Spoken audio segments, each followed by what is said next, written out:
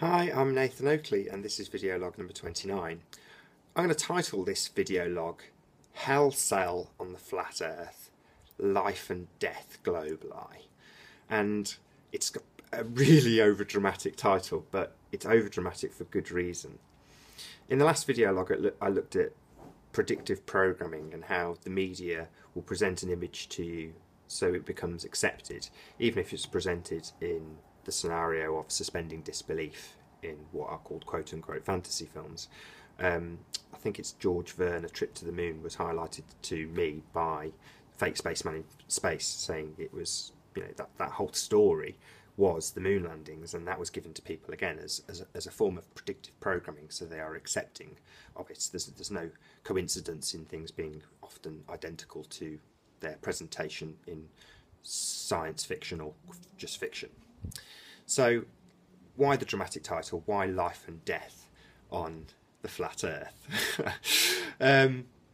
Edward Bernays, who is the nephew of Sigmund Freud, taught our elites how to use propaganda, or if you like, he's the father of propaganda, he's the inventor of propaganda. And subliminal messaging fits into this. And the best person to explain this is actually probably Nathan Bell, who I've credited in several of my videos up to now. But what he basically explains when he's explaining subliminal messages as the topic is that when you have a subject, a person, I mean, I'll boil this down now rather than at the end. People are people. Everyone, regardless of their wealth, background, you know, with the exception of psychopaths, everybody you will encounter will demonstrate the same behaviours or similar behaviours in 99 respects out of 100.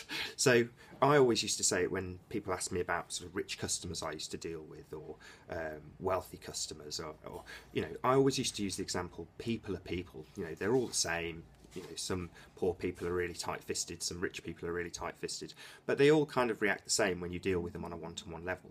And Edward Bernays and Sigmund Freud sort of taught people how you can exploit the very base levels of an individual's reactions to things.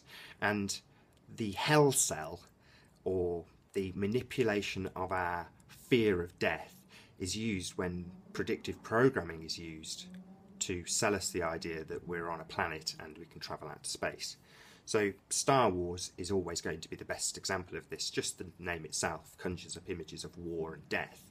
And when you have these images of war and death in your mind, you're being manipulated via means of a part of your brain that is instinctual. You have no control over it. And the flip side of that same instinctual part of your brain is the desire to have sex. And I'll use again the blue marble example. When they put sex in the clouds, they do this so that that part of your brain, that instinctual part of your brain, is, what's the word I'm looking for? Excited might not be the right word, but it kind of is the right word. It's stimulating that part of your brain when you see sex. And again, you haven't got to search very far on YouTube to find Disney examples of them embedding sex all over the place, and it's for the same reasons. It stirs an emotion in you that is beyond your control. And the images that they present you with, that I said about Red Dwarf being a given when it comes to space, but it's still predictive programming now that we know that it's a lie. They're still programming the next viewer into believing that the next space reinforcement, the next piece of reinforcement of an idea. I'm sure I discussed this in another video where you get confirmation bias. But if you've got something like Star Wars showing you that you're on a globe and doing it with death, making normal people who have empathy, you know, really root for Luke to win while he's in a position of abject terror, that works on a part of your brain that makes all of the surrounding information, the stuff that's a given, sink in and take root, so that when they present you with the next piece of information and the next piece of information, it creates confirmation bias in your mind without you even realising it. Now, I want this video to be suitable for all, so I've not gone into the flip side of it. As I say, if you want to look at the hell sell when it comes to sex, and they're all surrounding the same thing.